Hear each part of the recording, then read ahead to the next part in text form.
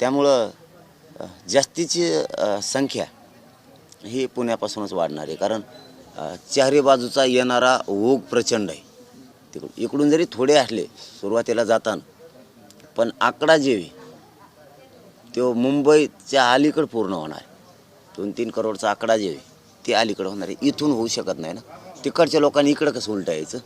म्हणून जास्तीची संख्या इकडं आता 500 हे का 1000 हे का लाखात आहे, यापेक्षा तिकडं त्याच्यापेक्षा जास्त आकडा क्रॉस होणार आहे.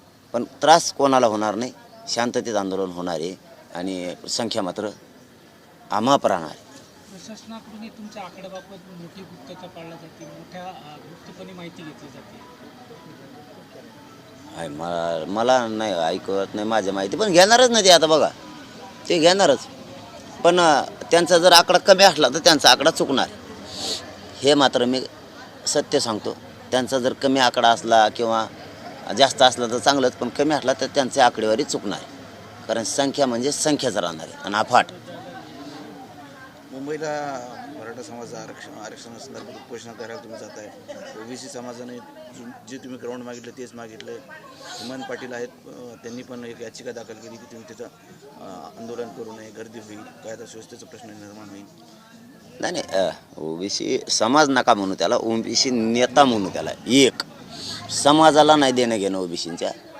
त्यांना वाटतं आंदोलन कोणी करत असलं किंवा ओबीसी समाज जर आंदोलन करत असला तर त्यांना परवानगी मिळली पाहिजे, त्यांनी मागणी केली पाहिजे. असं असतंय जुनं आमचं. मराठे करायला लागले तर ओबीसींचं असं असतं की ते करायला लागले त्यांना करावं द्या.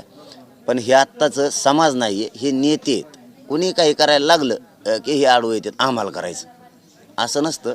एखादा समाज शांततेत आमरून उपोषण करायला जर मुंबईकडे जात असला, एखादा मैदान मागत असला, तर ते नेत्यांनी विरोध म्हणून नाही मागितलं पाहिजे. हे नेते विरोध म्हणून मागते, त्याच्यात ओबीसी सामान्यांचा काही संबंध नाही.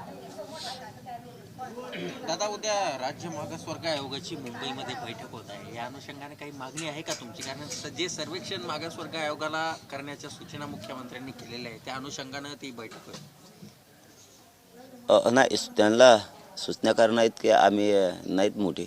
कारण त्यांना कसं सर्वेक्षण करायचं आहे, कसे काय करायचं आहे याच्यावरती आपला मुंबईला जाण्याचा टप्पा ठरल्यावर आम्ही बोलणार आहेत. कारण आम्ही बी बरीचशी त्यांची माहिती घेतो आहे कामाच्या संदर्भात. त्यामुळे त्याच्यावर आत्ता नाही भाष्य करत मी. आता एक दोन दिवस तरी आणखीन नाही. सर्वेच्या बाबतीत मागासवर्गीय आयोगाने जी महिलांच्या बाबतीत प्रश्नावली तयार केलेली आहे त्यावर गंभीर आरोप होत आहे. हा, मग मी पाठीमागच्या वेळेसही म्हणलो होतो की ही सर्वेला जे नियम दिलेत हे सगळ्यांसाठी असणार आहेत का, हे सुद्धा महत्त्वाचं आहे. तर उद्याच्या बैठकीत लक्षात येईल हे सगळ्यांसाठी आहेत की फक्त मराठ्यांसाठी आहेत. नियम ही नियम असला पाहिजे, कायदा ही कायदा असला पाहिजे. कायद्याने दिलेले शब्द किंवा प्रश्न हे सगळ्यांसाठी असले पाहिजेत. मग त्याचं जर स्पष्टीकरण बघूयात आता उद्याच्याला. स्पष्टीकरण त्याचं काय होतं, हे सगळ्यांसाठी आहेत का फक्त मराठ्यांसाठी. त्याच्यानंतर मात्र आम्ही त्याच्यावर बोलणार आहे. तुम्ही 123 गावाचा दौरा करताय, मोठा प्रतिसाद मिळतोय. काय वाटतंय तुम्हाला की सरकार या दरम्यान आरक्षणाची घोषणा करेल 20 जानेवारी? म्हणतेच सगळे तिकडून 20 तारखेच्या आधी देऊ, पण याच्या आधी बी म्हणली होती. आता त्यांना डबल उपोषण करायची वेळ न्यायची. 7 महिने वेळ दिला त्यांना त्यावेळेस बी. त्याच्यामुळं पाठीमागचा अनुभव घेऊन पुढं सावध येते. जरी 20 म्हणले पाठीमागच्यासारखं जर यांनी केलं तर त्याच्यापेक्षा आपलं सावध बरं. आम्ही आमच्या तयारीवर ठाम आहेत. आमची तयारी सुरू आहे आणि प्रतिसादाचा तर विचारूच नका. पाठचे अनुभव जे मागचे होते ते पाठचे अनुभव पुन्हा खेड्यात बी आले. वाटत होतं एखादा कार्यक्रम सभा जर घेतली तर अनेक गावांकडून जमा केलेले लोक असतात किंवा आलेले असतात, पण इथं गावातच असतात. मग ते थोडेच असतात, ते काय पाठर फिटत थांबत नाहीत असं वाटत होतं. पण भयान परिस्थिती. गावातले लोकसुद्धा पाठवत त्याच ताकदीने नाहीत. लेकरं असं म्हाताऱ्या माणसाचं. एका गावात तर असं होतं, खरं सांगतो, ऐकायला गी सुद्धा आहे ती आणि महाराष्ट्रासाठी सुद्धा महत्त्वाचं आहे. आम्ही यायला उशीर झाला म्हणून 5-6 जणच मंदिरात होते. 5-6 जणच मंदिरात होते त्या ग्राउंडमध्ये मंदिराच्या. आमची गाडी गावात घुसली, नुसती एकच फटाकडा वाजला, भराभरात पुरं गाव आलं. फक्त थंडी वाजत होते म्हणले म्हणून तुम्हाला येऊस तर आम्ही आत बसलो. तुम्ही आले बाहेर, पुरे दाराच्या आत जागे होते. लाठी हल्ल्यानंतर ब्र शब्दने काढणारे अजित पवार कालपासून कायद्याची भाषा करतात. त्यांच्यावर सांगितलंय मी त्या दिवशी. आता याच्यानंतर बोलले तर मला त्यांच्या विषयाचा वेगळा विषय घ्यावा लागणार आहे.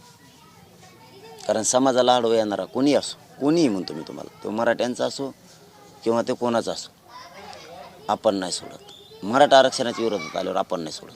हा तुम्ही दुसरं आमच्या कानाला धरा, आम्ही ऐकू, पण मराठा आरक्षणात आमच्या पोरांचा जीव आहे, आमच्यासाठी ते जीव का प्राण आहे मराठा आरक्षण. त्याच्या विरोधात बोलला मग ते कोणी असो, त्याला सुट्टी नाही. मला वेगळ्या विषयात बोलावं लागणार आहे मग आता इथून पुढे जर बोलले तर त्यांनी असं म्हटलेलं आहे अजित पवार यांनी काल की मला कोणी ज्ञानाची भाषा शिकू नये किंवा याबद्दल माझ्या अनुभवाबद्दल बोलू नये. खूप वर्ष मी काम केलेलं आहे आणि त्या मोर्चामुळे कायदा आणि सुव्यवस्थेचा प्रश्न निर्माण होण्याची शक्यता आहे. तुम्हाला ज्ञान शिकायचं आम्हाला, आमचं काय आम्ही गुत्त घेतलं काय? तुमचं ज्ञान सगळ्या महाराष्ट्रालाच माहिती आहे.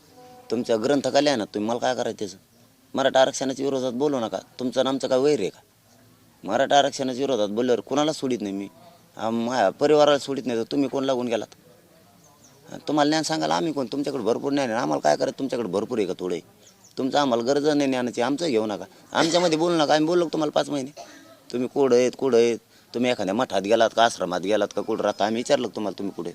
आम्हाला काय करायचं तुमचं? काहीच नाही ना. त्याच्यामुळे तुम्ही आमच्यात बोलू नका ना. आमच्यात बोलल्यावर ज्ञान नाही. मग आता तुम्ही शांत राहिले तर बरं, नसतं मग दुसरा विषय हाताळायला लागेल मला. नाविलाज आहे माझा, माझ्या जातीसाठी मी माझ्या पोरांचं वाटलं नसतं होऊन देत.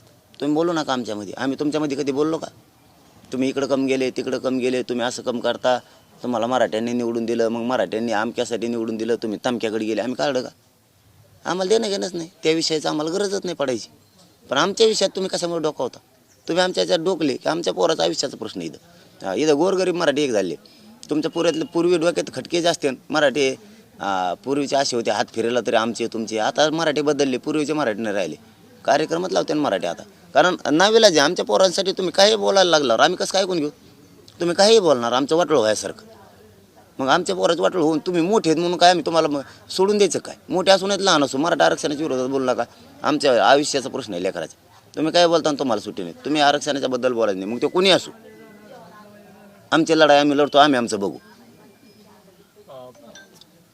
ब्राह्मण समाजाने मागणी केलेली आहे, फडणवीस सरकारने दुर्लक्ष केले परशुराम आर्थिक विकास महामंडळासंदर्भात.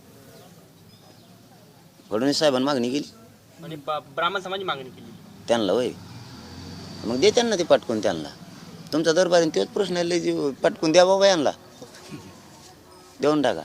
आम्हाला वाटतंय देवानं कमून द्यानं कोणते बी बांधवाला लागवतो. मग मी बी एक पत्र देतो आणि खरंच मागा लागवतो. आमचं आरक्षण द्यानात आणि ते बी द्यानात, ती 100% सांगतो. काळजीच करू नका. मागचे 2 सांगितलेत, यावेळेस तुमच्या देखता पत्र देतो, नाही दिलं मग बोला.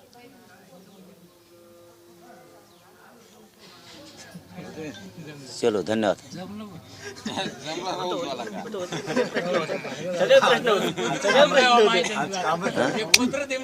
हो देतो दादा. त्यांचा दरबारीने तोच प्रश्न असतो का आले तुमचं ते कोण आले का ते पुण्याचे खेळचे? झालं तुमचं काम, उद्या चला जावा तुम्ही. साहेबाचा फोन आला आता परत.